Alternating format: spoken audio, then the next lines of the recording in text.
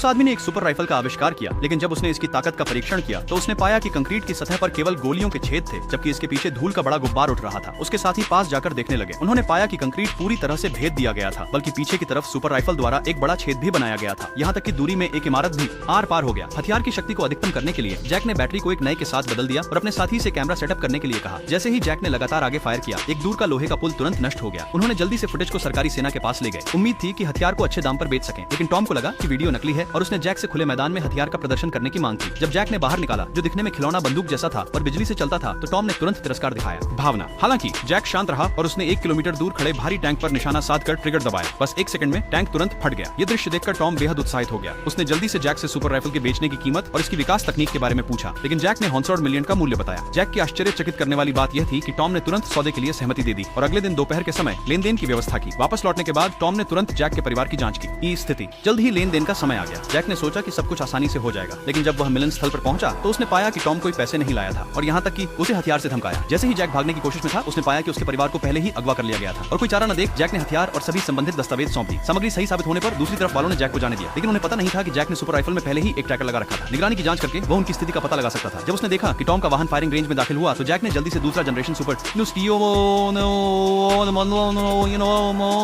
Rifle. हालांकि ये खिलौने की पानी की बंदूक की तरह दिखती थी, लेकिन इसकी शक्ति और रेंज पहली पीढ़ी से कहीं अधिक थी। टॉम को अंदाजा नहीं था कि खतरा निकट है। जैक ने निर्णायक रूप से ट्रिगर दबा दिया।